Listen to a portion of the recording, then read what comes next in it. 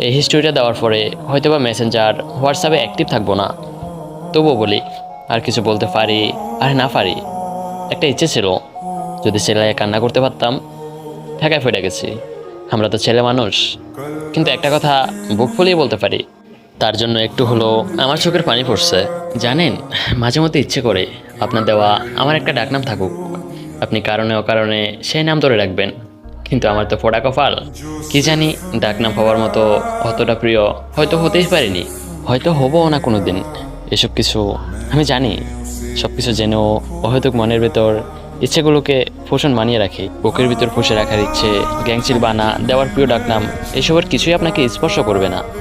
তবুও নিজের পাওয়া ডাকনামের মতো আপনাকেও আমার একটা ডাকনাম দিতে ইচ্ছে করে, কারণে অকারণে ডাকতে ইচ্ছে করে সেই নাম ধরে। আচ্ছা শুনুন, খুব বেশি রাগ না করলে আমি আপনাকে সকাল বলে ডাকবো। মাঝে মাঝে আদরে গলায় বলবো, আমার সকাল, আমার সব সময়ের সকাল। আপনি কিন্তু রাগ করতে পারবেন না প্লিজ। সবাই বলে সব ঠিক হয়ে যাবে, আমিও জানি একদিন এসব কিছু ঠিক হয়ে একটা নতুন বোর হবে, সেদিন আর কোনো কষ্টই থাকবে না। তবুও যখন বিষণ্ণতা গলা অবধি আটকে ধরে, বন্ধ করে দেয় নিঃশব্দ, মরচে দাঁড়ায় কল্পনায়, তখন মনে হয় সেদিনটা কি আসলে আসবে? আর আসলেও বা তার জন্য কত প্রহর অপেক্ষা করতে হবে? কেউ যদি বলে দিত, তবে আমিও নিশ্চয়তা পেতাম। জানো তো, নিশ্চয়তা পেলে অপেক্ষার পথ সহজ হয়। এখন আমি রিলেশন নিয়ে কিছু কথা বলবো, কথাগুলো খারাপ লাগলেও ক্ষমার দৃষ্টিতে দেখবেন। আজকাল অনেক ছেলেমেয়েদের মাঝে ভালোবাসা মানে সেক্স। 2 থেকে 3 মাসের সম্পর্কের পরই এটা নাকি অনেক প্রয়োজন হয়ে দাঁড়ায়। কিছু মাস বা কিছু বছর পর এমন একটা পরিস্থিতিতে দাঁড়ায়, এক জিনিস কয়দিন ভালো লাগে, কিন্তু এটা চরম সত্য কথা যে 98% ছেলেরাই কোনো স্বার্থ ছাড়া শারীরিক সম্পর্কের পর কোনো মেয়েকে তার ঘরের বউ হিসাবে মেনে নিতে চায় না। উফ, এটা ভেবে মাথাটা খুব ব্যথা করতেছে। মেয়েদেরকে বলছি, আধুনিক যুগে মন দিয়েছে বুঝলাম, একটিবার ভেবে দেখো, তোমাকে বিয়ে করতে একটা ছেলে চাকরি জোগাড়, পরিবারকে রাজি করানো, মহারানা, বিয়ের খরচ ইত্যাদি, এত কিছুর পর সে তোমাকে পাবে। তার আগেই যদি সব কিছু দিয়ে দাও, এত ঝামেলা করতে কি তার আর মন চাইবে? যদি বিয়ে না করে 2টি মিষ্টি কথায় সব হয়, তাহলে তো পাগলও বিয়ে করবে না তোমাকে। শোনো বোন, নিজেকে সস্তা করো না। তুমি নিজেও জানো না তুমি তোমার মা বাবার কত একটা দামি আর কত কষ্টের অর্জিত সম্পদ। আর ছেলেদেরকে বলছি, যে মেয়েটার ক্ষতি করছো না ভাই, একবার ভেবে দেখো না, তোমার আদরের লক্ষ্মী বোনটাকে যে কিনা আবদার করছে, ভাইয়া আমার জন্য ছটপটি নিয়ে আসিস। যদি তার সাথেও এমন হয়, ওই যে কথাই আছে না, নিজের বোন কলিজা আর অন্যের বোন। আমি বলতে পারতেছি না, আমি একটা ছেলে হয়ে লজ্জিত। তাই বলে কি, আসো সময় থাকতে নিজের মাইন্ড চেঞ্জ করি। আসো আমরা একটু ভাবি, একদিন সমাজটাই পাল্টে যাবে।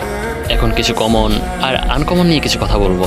আসলে সেক্স জিনিসটা না একদমই কমন, কিন্তু বুকের মধ্যে মাথাটা চেপে ধরে মাথায় হাত বোলানোটা একদমই কমন নয়। তার জন্য অনেক ভালোবাসা থাকা প্রয়োজন। সেক্স করার পূর্বে নিজের হাতে শাড়ি বা টপ টেনে খুলে ফেলাটাও খুবই কমন, কিন্তু সেই হাতেই শাড়ির কুচ ঠিক করে দেওয়া বা ব্লাউজের সাথে শাড়ির আঁচলের ফিন করে দেওয়াটা মোটেও কমন নয়। কিন্তু তার জন্য অনেকখানি ভালোবাসা থাকা প্রয়োজন। শরীরভোগী মানুষ তো অনেক পেয়ে যাবেন, কিন্তু ভালোবেসে যত্ন নেওয়ার মানুষের আজকাল ভীষণ অভাব। এখন আমি সমাজ নিয়ে কিছু কথা বলবো। জানেন কি আজব সমাজে বসবাস করি আমরা।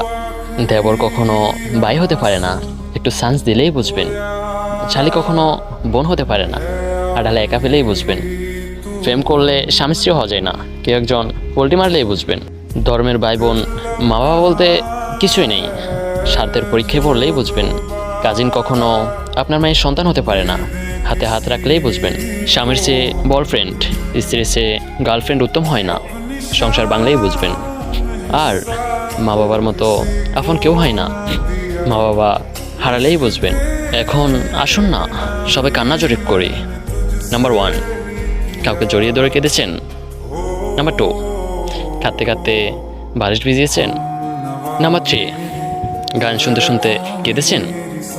নাম্বার 4, ওয়াশরুমে ঢুকে কেঁদে কেঁদে আবার মুখ মুছে বের হয়েছেন? নাম্বার 5, কারো কথায় কষ্ট পেয়ে কেঁদেছেন? নাম্বার 6, প্রিয় মানুষের সামনে কেঁদেছেন? নাম্বার 7, খাবার সামনে নিয়েও কেঁদেছেন? নাম্বার 8, কারো কান্না দেখে কেঁদেছেন? নাম্বার 9, হাসতে হাসতে কেঁদেছেন? নাম্বার 10, প্রিয় মানুষটাকে হারিয়ে কেঁদেছেন? নাম্বার 11, আকাশের দিকে তাকিয়ে কেঁদেছেন? আপনার স্কোর কত অবশ্যই বলবেন। আর আমার কথা যদি কেউ কষ্ট পেয়ে থাকেন, খারাপ মাইন্ড করে থাকেন, তার জন্য আমি ক্ষমা প্রার্থী। প্লিজ ভুল হলে মাফ করবেন। আর যারা ফুল ভিডিও দেখছেন তাদেরকে ধন্যবাদ পাশে থাকার জন্য।